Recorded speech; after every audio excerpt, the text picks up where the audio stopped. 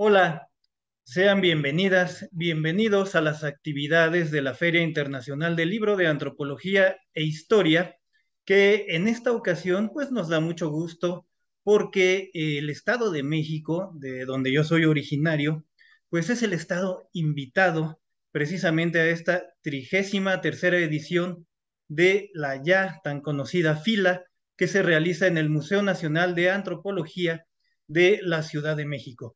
Y bueno, pues hoy les queremos traer una novedad que publicamos aquí en el Fondo Editorial Estado de México. Ustedes pueden observar detrás mío algunas de las publicaciones de este fondo editorial que ya tiene prácticamente 3 lustros funcionando y que hemos tenido ya alrededor de 1,300 publicaciones en estos poco más de 15 años, ¿no?, de existencia.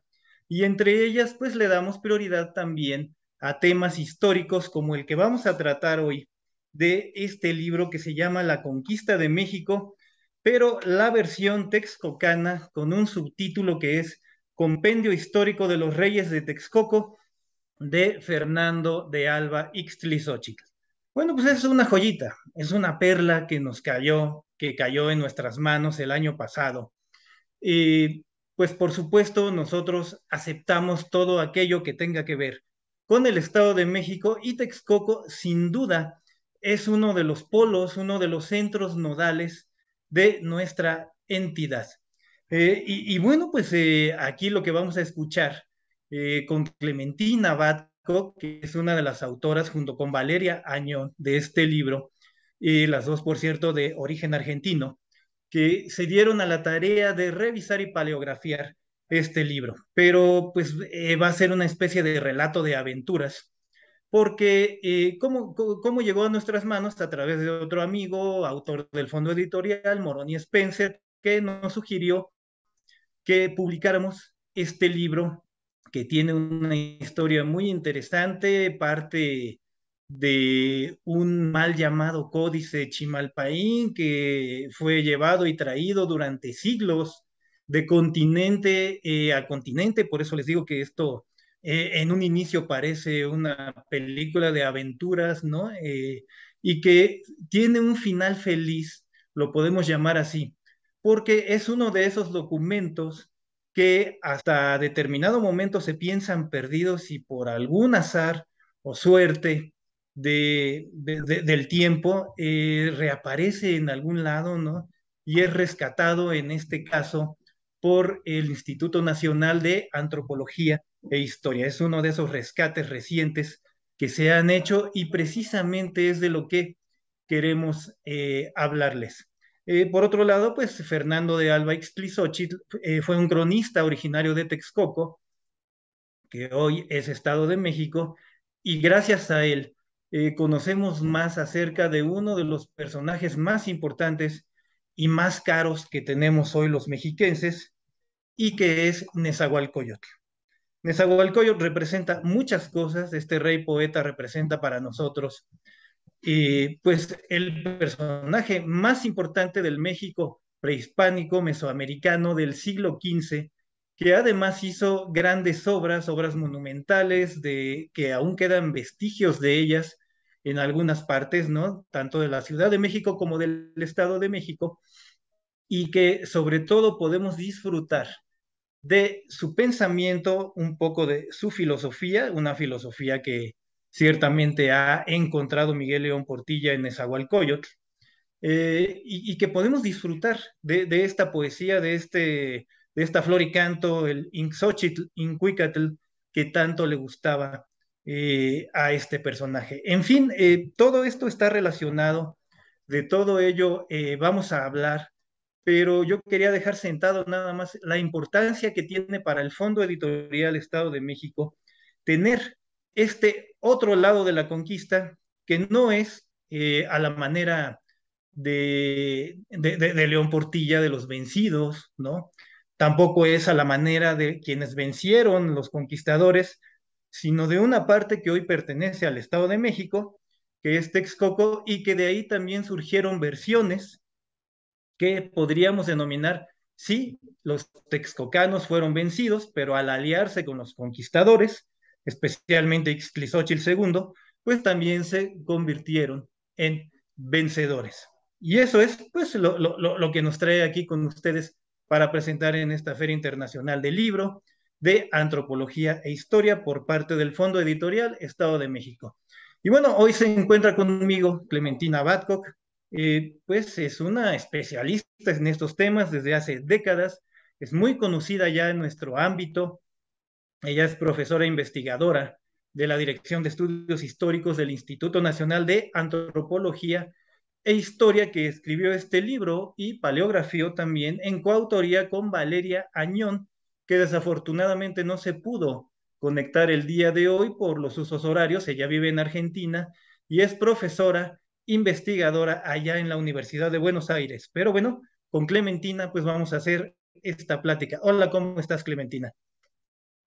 Hola Rodrigo, qué bueno, qué alegría llegar a tan buen puerto, ¿no? A tan buen puerto, no solamente estar presentes una vez más en la Feria Internacional, como tú lo decías, del libro organizado por parte del Instituto Nacional de Antropología e Historia, sino el lujo que podemos decir tanto mi colega, la doctora Valeria Añón de la Universidad de Buenos Aires, como su servidora ser parte de la colección, ser parte también de la historia y de, no solamente la historia, sino de un texto tan importante como lo es para la historia de México, del Estado de México puntualmente, y ser parte del fondo editorial del Estado de México, ¿no? Entonces yo Así quiero, es. antes de iniciar esta plática, este diálogo, para invitarlos, para contarle todo lo que atravesamos de manera conjunta, no solamente a la doctora Añón, sino también con los colegas del Consejo Editorial de la Administración Pública Estatal, con Rodrigo, las atenciones que hemos tenido por parte del Estado de México,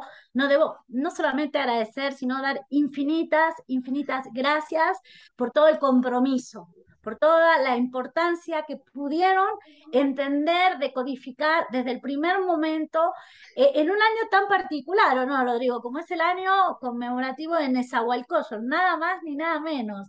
Presentar esta maravillosa obra en un año muy especial no solamente para la historiografía no hispana de tradición indígena, sino para el Estado de México, ¿no? O sea, su gran figura, el rey, como vos decías, que planteó el doctor Miguel León Portilla, que en paz descanse, con esta idea del rey poeta, ¿no? O sea, hoy tenemos en las manos, o van a tener en sus manos, sin lugar a dudas, una obra particular, muy cuidada, ¿no? Y también esto hay que decirlo, ha sido sumamente cuidada por parte de todo el equipo editorial del Fondo Editorial del Estado de México, de una manera maravillosa. Desde la portada hasta el final hay un cuidado que es maravilloso y que permite también.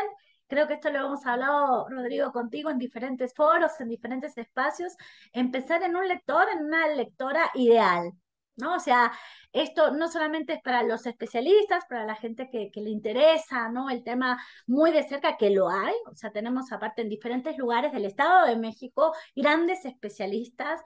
Recordemos que aparte del Estado de México no solamente se habla actualmente el náhuatl, esto es muy importante, no se sigue manteniendo el náhuatl, sino tenemos otras lenguas y otras sociedades de nuestros pueblos originarios que tienen una particular lectura, una particular tradición que se reivindica todo el tiempo, no solamente por parte del fondo editorial, sino también por parte de los investigadores y de la propia academia mexicana. Entonces esto también es invitarlos no solamente a adquirirlo, a leerlo, sino que se van a encontrar con una obra muy amena, ¿no, Rodrigo? Lo habíamos pensado muy amena en el sentido de que el ciudadano, no solamente mexiquense, sino de la República Mexicana, que lo adquiera o de otros lugares del mundo, porque esta es una feria internacional, ¿no? O sea, y esto es maravilloso porque nos permite conectarnos a nivel continental, nos permite dialogar con Europa. Aparte, como bien tú lo decías, nada más ni nada menos, este año el Estado invitado es el Estado de México y el país invitado es Chile. Entonces Sí. nos conecta norte-sur, como siempre hemos dialogado, y también aprovechar esta oportunidad. Quiero agradecer, digamos, quiero agradecer porque como bien tú lo decías, Valeria Nión, lamentablemente por el uso horario no pudo estar, pero está, está todo el tiempo acompañándonos.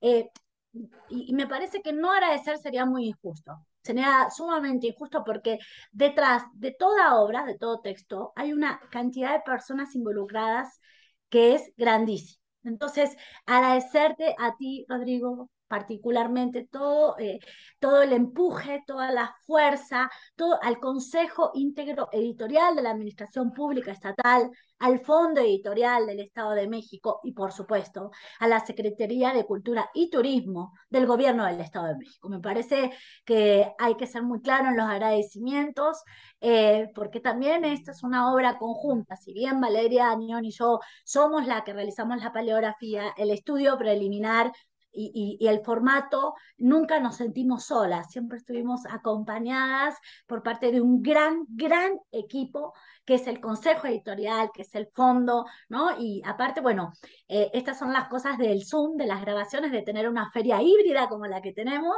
una feria, Ujú. pero que vamos adelante, que estamos superando esta situación sanitaria, que tratamos de dialogar desde Toluca, desde Ciudad de México, desde Buenos Aires, dialogando en diferentes espacios por un bien importante, que es mantener un diálogo y mantener un interés y sobre todo acercarles a ustedes, como bien lo decía el maestro Rodrigo, una nueva obra, uno de los tantos productos, perdón, y tantos textos que saca el fondo editorial.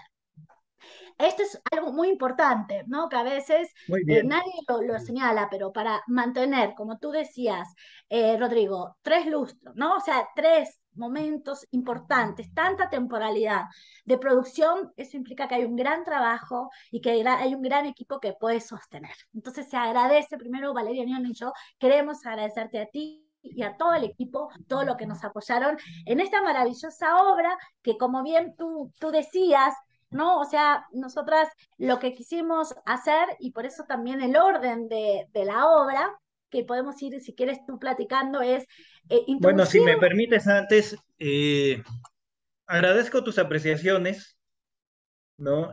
Creo que hemos hecho un trabajo para que el Fondo Editorial Estado de México se implante, ¿no? En el medio editorial, no solamente de nuestra entidad, sino en todo el país. Prácticamente somos conocidos en buena parte del país en este medio. Y bueno, quiero decir también que cuando nos llegó este libro y cuando recibimos la propuesta, pues estábamos prácticamente confinados todavía por la pandemia. Poco a poco fuimos saliendo, ¿no? Y regresando a las oficinas, pero además estábamos al calor de las conmemoraciones del año 2021. Es decir, que pensábamos también en los 500 años de la caída de Tenochtitlán el 13 de agosto de 1521 y era importante saber qué opinión, qué percepción tenían los texcocanos de aquella época, que bueno, no está muy difundido el tema, pero un poco se les puede ver en ciertos ámbitos como tlaxcaltecas, ¿no? Me refiero a una mala percepción de llamarlos traidores, porque se juntaron con Hernán Cortés y ciertamente contribuyeron a la conquista de Tenochtitlan.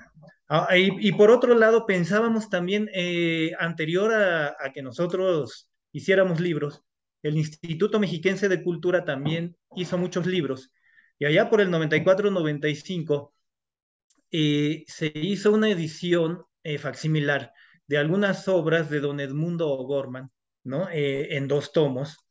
Pero nos dimos cuenta que esta versión texcocana de la conquista de México de Alba Ixtlilxóchitl ofrecía algo más que todo lo que había salido anteriormente respecto de las obras de Ixtlilxóchitl, ¿no? Y que rebasaba ya un poco lo que todos conocíamos en la historia de la nación chichimeca.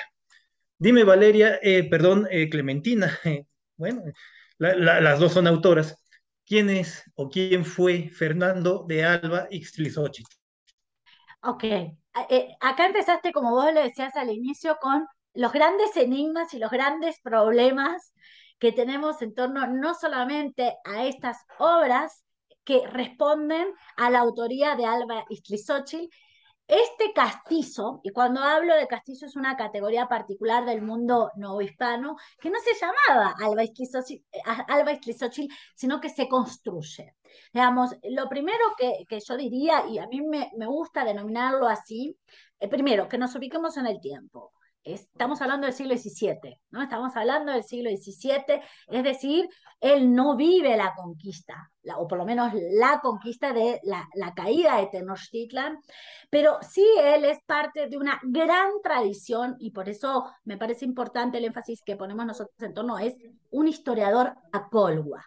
O sea, esta primera entrada, es decir, porque está perteneciendo a un grupo, él pertenece a un linaje que es el linaje nada más ni nada menos que la descendencia no solamente de Nezahualcóyotl, sino de Nezahualpili, sino también él construye, y lo podemos ver a lo largo de la obra, una genealogía de los reyes de Texcoco. Esto es sumamente importante. Él se construye su propia genealogía y no solamente, vuelvo a decir, es esta idea de pensarlo como un historiador a Colua, cómo construye, cómo escribe una obra, sino también es un funcionario novohispano. Porque mientras que está escribiendo estas obras, él va a ser gobernador, nada más ni nada menos que de Tlalmanalco, de Chalco. No estoy hablando o no hacemos referencia a Chalco Solidaridad, esa es una población muy moderna, muy cercana, sino que estamos hablando de distintos periodos y diferentes ubicaciones del territorio. Entonces, él va a ser gobernador vuelvo a decir, de Tlalmanalco, nada más ni nada menos, de Chalco y también del propio Texcoco. ¿No?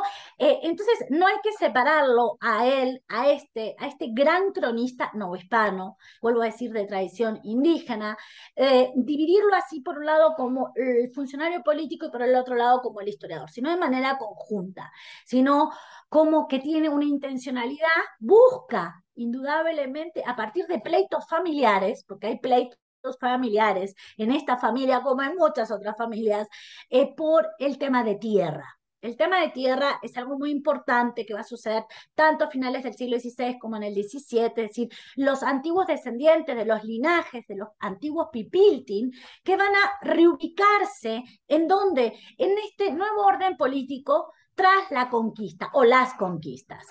Es ahí donde podríamos enmarcar no solamente de este gran cronista a Colhua, vuelvo a decir, porque él está dando una versión particular, que es lo que estamos encontrando también en este compendio, ¿no? De los reyes de Texcoco, esta gran genealogía, sino que tiene una intencionalidad de ubicarse primero ante la corona, es decir, ubicar los problemas, los conflictos y los derechos que él tiene, y sobre todo con sus familiares, pero también dejar claramente y construir una legitimidad. ¿Quién es él? ¿No? O sea, ¿por qué él es el que tiene la voz y tiene la memoria del grupo?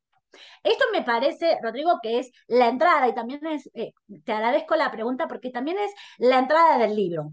No podíamos entrar, ¿no?, con la obra propiamente, sino que había que dar un contexto, explicar quién es él, ¿no?, cuándo nace, dónde muere, donde supuestamente sabemos que su cuerpo se encuentra localizado en la Ciudad de México, en lo que hoy conocemos por calle Brasil, específicamente Brasil y República de Honduras, en los límites entre Tepito y La Lagunilla. Estoy hablando de la iglesia Santa Catarina Mártir. No es cualquier iglesia, es una de las 3 primeras iglesias que vamos a tener tras la fundación de la Ciudad de México a partir de la orden de Hernán Cortés. Es una iglesia asociada a los españoles. Sin embargo, su cuerpo va a ser depositado ahí.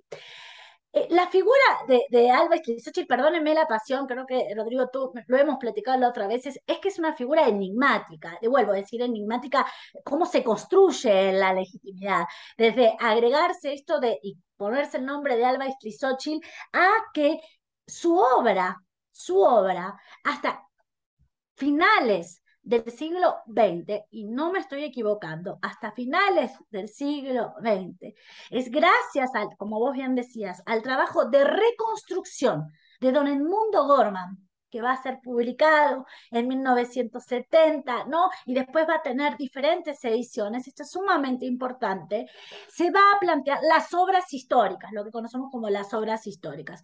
Pero Don Edmundo no conoció esto que hoy tenemos nosotros y que está bajo el resguardo de la biblioteca en el museo, por parte del Instituto Nacional de Antropología e Historia. No lo conoció porque estaba, esta es la historia, ¿no? Vuelvo a decir, la historia que uno ha tratado de reconstruir a partir de un gesto sin lugar a dudas eh, relevante, importante, y me remito al 2014, que sucede, ahí se vamos a un poco a la historia global, que Eh, no voy a Cle- dar los nombres para no hacer publicidad. Clementina, si me permites, Sí, antes de llegar a 2014, pues yo quiero recordar un poco que conocemos muy bien aquella historia de las 7 tribus que nahuas, ¿no? De habla nahua, que yo creo que fueron muchas más.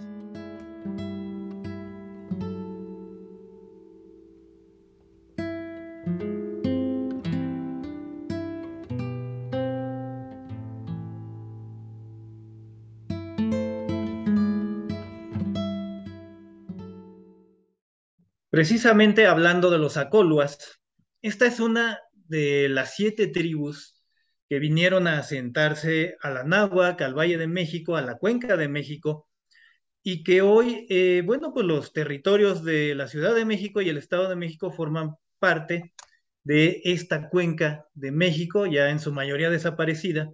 El mito dice que fueron 7 tribus, yo creo que dependiendo la fuente pudieron ser más, pudieron ser menos, pero vamos a quedarnos con lo que dice el mito. Los Acoluas se establecieron en Texcoco y los Chalcas se establecieron precisamente en Chalco. Y más al sur, los Tlahuicas, por ejemplo, se vinieron a establecer a lo que hoy es Malinalco, Cuilan, Zumpahuacán, etcétera.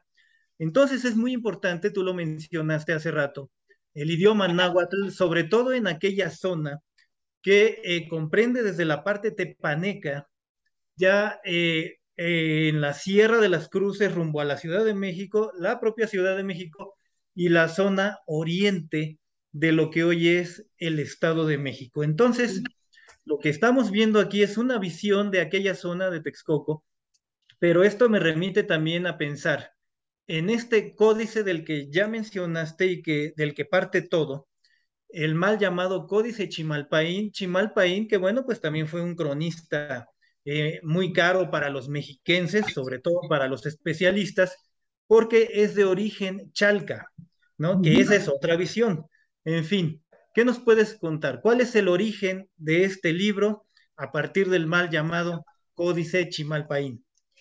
no, gracias, Rodrigo, que estés planteando esto porque también es muy importante lo que estás haciendo, el señalamiento, o sea, de los diferentes grupos migratorios, cómo ingresan a la cuenca, no es un solo grupo, sino que son diferentes grupos y como vos bien decías, referencia a eso lo tenemos, que no es el tema del día de hoy, pero que hay que hacer honor también a otro gran cronista, ¿no? Estoy hablando de Chimalpain, como tú decías, de Ameca Meca, que él dice que son teochichimecas, es decir, que son los más antiguos que entran a la cuenca de México. Eso también es maravilloso, porque aparte, o sea, Chimalpain como Alba Islizos son contemporáneos. Esto también es interesante y ambos también son descendientes de los pilis, de los linajes más nobles que tenemos en la cuenca de México. Y agregaría algo más, sin entrar en la polémica con los lingüistas.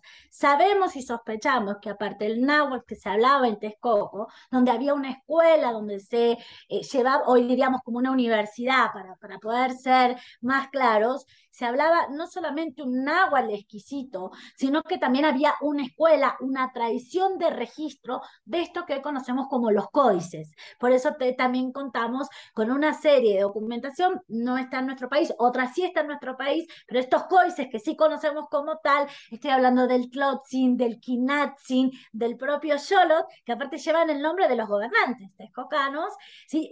Nos están dejando registro de una historia, una gran historia con una larga temporalidad. Eso sería por un lado. Y como bien vos marcabas, y también lo hemos platicado contigo, con Malenia, en otras oportunidades, nosotras no estamos de acuerdo con llamarlo el Códice Chimalpán. ¿Por qué? Porque, y acaba un poco la historia sin entrar en ser un poco intenso. Sabemos que en el siglo XVII, como hablábamos anteriormente, que Alba Islizóchil y su familia estaban en pugna, había problemas. Sin embargo, parte de las obras que él escribió las va a tener en su posesión nada más ni nada menos que el erudito más importante del mundo novohispano. Estoy hablando de don Sigüenza y Góngora. Estaba en su biblioteca particular. ¿No? Esto es importante para también que nos ubiquemos, ¿no? Sabemos que las obras de Alba Islizóchil van a ser cedidas al abogado de la familia, ¿no? Y van a estar ahí, que por diferentes acontecimientos en el siglo XIX van a salir de nuestro país por un intercambio de unas Biblias, ¿no? Esta también es una historia que contigo lo hemos hablado y te gusta mucho la curiosidad.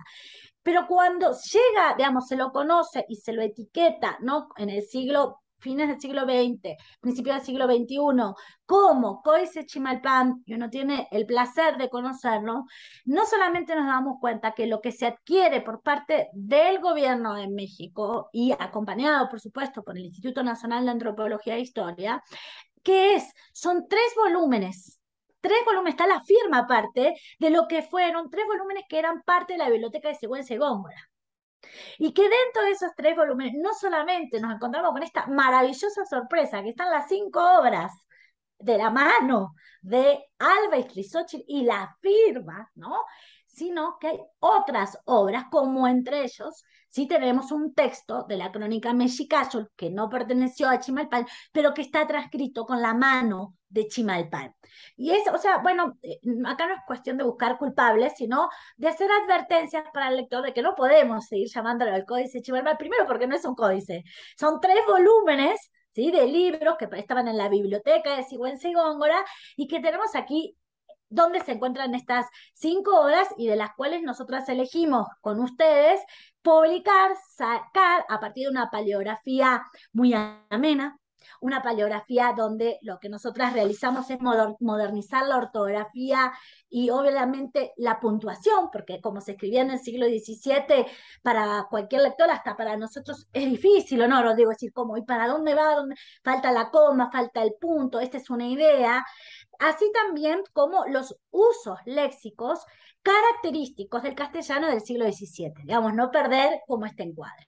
Algo que es importante resaltar para la gente que es nahuatlata, que habla la lengua, es que nosotras nunca modificamos las palabras en náhuatl, las dejamos así como están en la obra. Eso para nosotros es un gran aporte, digamos, un gran aporte y una discusión también para futuras investigaciones o para la gente interesada, porque a veces no todo tiene traducción y no se vale tampoco modernizar ese náhuatl que fue registrado en el siglo XVII, que tiene un formato y tiene una explicación. Entonces nosotras en ese sentido no tocamos las palabras en náhuatl. Lo que se hizo es con una paleografía muy rigurosa, muy cuidada, sí fue modernizar, vuelvo a decir, la ortografía, porque también pensando en ese autor, ¿no? Perdón, en ese lector, o sea, en ese lector que sea realmente un texto que le permita no solamente conocer la historia de Alba Islizóchil, de sus problemas, de las otras ediciones, del contexto de cómo llegamos y cómo está en nuestro país, ¿no? Y la importancia que tiene para el Estado de México, no solamente la publicación de esta obra, sino, si tú me permites, Rodrigo, para la República Mexicana, para la República Mexicana, porque acá tenemos otras voces. No hay una sola voz, acá tenemos otra voz que nos está contando y nos está narrando, y eso me parece que a todos nos puede y nos interesa en este compendio histórico que también gracias a que llega este lote, ¿no? A México, esta compra que hace, vuelvo a decir, el gobierno de México en el 2014 llega, y nos encontramos que Don Edmundo hizo un gran trabajo, nadie se lo va a negar, pero él no conoció esto que hoy conocemos nosotros, él no tuvo, Así es. ¿no? Por diferentes momentos, pero él le había puesto, y lo podemos ver en su obra, ¿no? El compendio histórico de los reinos, y ya sabemos ahora con el original que son los reyes de Texcoco. Y también tú lo notaste que Texcoco, y creo que la gente que se acerca al libro, le estamos manteniendo como se lo registró originalmente, le estamos sacando la X, no ponemos como actualmente se pone Texcoco, sino estamos respetando, Sí. ¿no? La grafía de la época y de la documentación de la época. Bueno, a mí me... Déjame rescatar algunos aspectos. Es muy interesante lo que estás diciendo. Empezando porque, si mal no recuerdo, este manuscrito, mal llamado Códice Chimalpaín, estuvo fuera de México de 1829 al año 2014, casi 2 siglos que estuvo fuera. Entonces eres una privilegiada y Valeria también al tenerlo en las manos. En segundo lugar, para quienes somos adoradores del doctor José María Luis Mora, nos sorprende mucho cómo el doctor intercambió este mal llamado códice, ¿no? Por Biblias, porque, bueno, Mora, pues, sacerdote católico, incluso yo escribí un libro de él, de México y sus revoluciones, está publicado desde hace una década, por eso hablo de los adoradores que somos, y se me hace impresionante, extraordinario, cómo alguien tan erudito como él pudo haber cambiado un documento de tal valía solo porque dejó de creer en el catolicismo y se volvió pues un poco evangélico, yo que sé, que se haya vuelto, y bueno, pues por culpa de Mora es que este documento se fue fuera del país, ¿sí? Y efectivamente todos los que vinieron después y que editaron obras de Ixtlilxóchitl, pues lo que conocieron fueron copias de esto que ustedes paleografiaron. Especialmente, no sé si Alfredo Chavero en el XIX, ¿no? En el siglo XIX, don Edmundo O'Gorman, ciertamente, ya en la década de los 70, pero dinos, Valeria, para ya empezar a entrar en este libro, ¿qué vamos a encontrar? ¿Qué van a encontrar los lectores? Ya mucho de su importancia, pero sobre todo, y déjame adelantar algo, creo que la relación número 13 es la más importante. Sí, a ver, Rodrigo, no solamente, a ver, nos vamos a encontrar con un libro muy cuidado, como decía, con una introducción, con un estudio preliminar, que así lo llamamos, donde estamos acercando tiempo, espacios, los por qué, haciéndonos preguntas y contando también toda esta historia que brevemente estamos platicando el día de hoy contigo.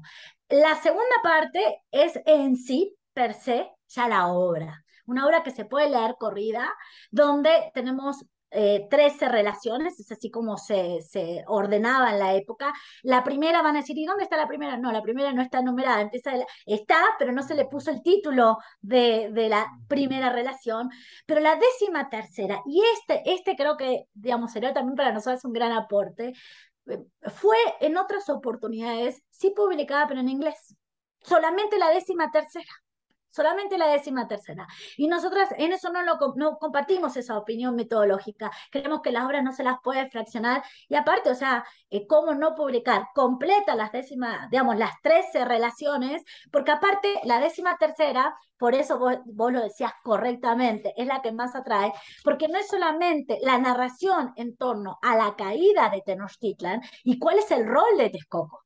No es un rol menor el de Texcoco, como es parte de la hueste de Cortés, sí, pero acá hay alianzas, hay tensiones, o sea, no es una situación, tenemos otra mirada, una mirada totalmente diferente.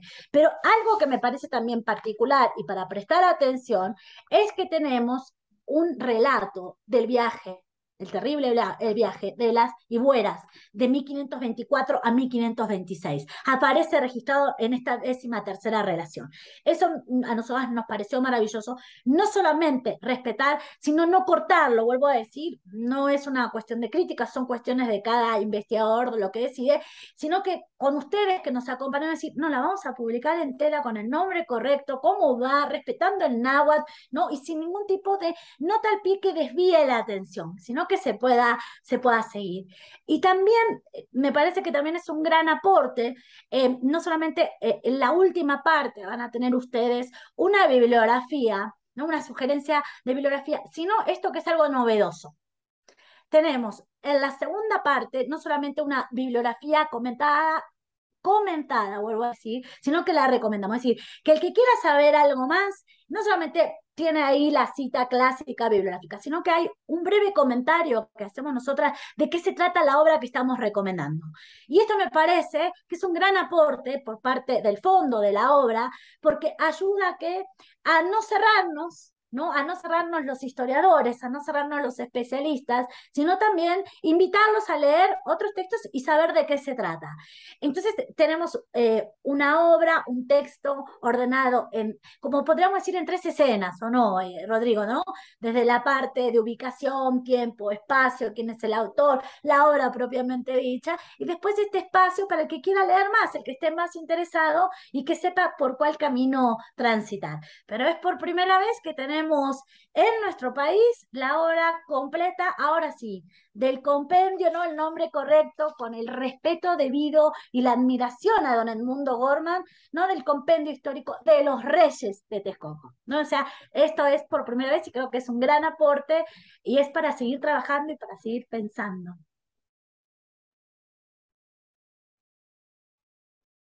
Bueno, si me permites resumir, encuadrar un poco algunas ideas. Eh, Cuando yo leí este escrito que ustedes nos presentaron, me pareció que era precisamente el gancho, esta relación 13, la menos conocida, poco conocida, tú ya dijiste, se publicó en inglés, que era la versión texcocana. ¿Qué van a encontrar aparte? Bueno, pues esta historia un poco más conocida de los reyes de Texcoco desde el linaje de Xolotl hasta el hijo de Nezahualcóyotl, que es Nezahualpilli, pasando por el gran ancestro que fue Ixtlilxóchitl. Eso es lo que van a encontrar, pero ahora paleografiado, como tú bien lo has dicho, del documento original. Y bueno, ya has hecho varias referencias de por qué a partir de una copia no puede ser la misma paleografía que a partir de un original. Y creo que eso es lo que vale mucho y creo que eso es lo que debería interesar más a los historiadores, a los antropólogos, a los arqueólogos y a todos los que pertenezcan al Instituto Nacional de Antropología e Historia. Y por eso decidimos que era muy importante publicar este libro en el marco de los 500 años y ahora en el marco de los 550 años del fallecimiento de Nezahualcóyotl en septiembre de 1472. Bien, bueno, pues eso es en resumen muy apretado. Además, hicieron un estudio introductorio espléndido, tú y Valeria, donde nos van llevando de la mano poco a poco por estas explicaciones que tú ya nos has dado y que también valen muchísimo para enmarcar y para contextualizar esta publicación. Es un extraordinario estudio introductorio, insisto, que bueno, pues todos tenemos que empezar a leer por ahí. Finalmente, ya para ir cerrando un poco, Clementina, ¿qué más nos puedes decir? Ahora que conoces la obra, ahora que conoces el libro ya formado en su versión digital, ¿qué más? Digamos, yo creo que lo que estamos abriendo de manera conjunta es volver a pensar aparte, estos relatos en torno a la conquista desde otra perspectiva, ¿no? O sea, el año pasado todos entramos en una serie de debates, de perspectivas muy interesantes, y Texcoco también estuvo la versión de Texcoco, estuvo presente y me parece que hay que tomarla en cuenta, ¿no? O sea, me parece que es una mirada muy particular, porque recordemos que aparte de en Texcoco, donde se van a poner en el agua los famosos bergantines de Cortes. Entonces, tenemos muchas historias todavía para rescatar. Nosotras hablo en nombre, vuelvo a decir, de Valeria León y de su servidora. Estamos muy agradecidas.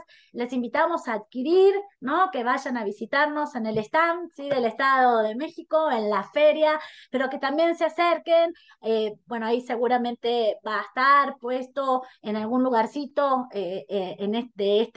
esta cápsula que estamos haciendo, también que consulten las otras publicaciones que tiene el fondo, que visiten las páginas, que se acerquen a ver una serie de trabajos que publica el fondo y que siempre lo ha caracterizado por no solamente una exquisita selección de obras que publican muy seleccionadas, donde hay un dictamen, donde hay un consejo que ve cuál es la pertinente y que responde también a un contexto y a una visión de preocupación para no solamente la ciudadanía mexiquense, claro que sí, por supuesto, sino también para la República Mexicana. Así que muchísimas gracias, estamos más que honradas y agradecidas y que nos vengan a visitar al stand, ¿no, Rodrigo? Que vengan al stand a comprar nuestros libros, Y a leer y que vean lo que se está sacando. sí, como Estado invitado, el Estado de México, el Fondo Editorial Estado de México, FOEM, tiene un lugar muy especial aquí en la feria. Y déjame decir además que no solamente participamos nosotros de parte del Estado de México, también está la Universidad Autónoma del Estado de México, el Colegio Mexiquense, el Ayuntamiento de Toluca, el Centro INA Estado de México, es decir, es una conjunción de labores muy amplia que hemos desplegado desde aquí, desde territorio mexiquense. Entonces, pues sí, no queda más que invitarlos. En general, vengan a la feria, aquí al Museo Nacional de Antropología, visiten todos los stands, pero en especial el del Fondo Editorial Estado de México. Y efectivamente, como les dije al principio, tenemos una colección de historia e identidad muy importante en la que se enmarcó este libro y me voy a permitir mostrar una impresión de la portada y me da mucho gusto que tenga esa sonrisa esta Clementina, ¿no? Porque es uno de sus libros, es uno de sus hijos y bueno, pues lo van a poder conocer muy pronto. Y también no quiero dejar pasar la oportunidad de hablarles de este libro porque tenemos el honor de que Miguel León Portilla haya sido autor del Fondo Editorial Estado de México, con este libro de 2016, una biografía de Nezahualcóyotl, basada exclusivamente en códices. Los que ya mencionó Clementina, más los anales de Cuautitlán, ¿no? Las relaciones de Alba, Ixtlilxóchitl, y que además se le mereció el premio Caniem al arte editorial este libro. ¿Sí? Está en nuestro fondo también, ahí lo pueden adquirir. Y bueno, pues no me resta, Clementina y Valeria, a través de tu conducto, agradecerles la oportunidad de conocer, de tener conocimiento de estos documentos tan valiosos que rescató el gobierno de México y que ustedes los han trabajado con mucho cuidado y con mucho esmero. Y bueno, pues con esto cerramos esta transmisión. Ojalá la hayan disfrutado. Me despido de ustedes, un servidor, Rodrigo Sánchez Arce, integrante del Comité Técnico del Consejo Editorial de la Administración Pública de aquí, del Estado de México. Edomex, decisiones firmes, resultados fuertes.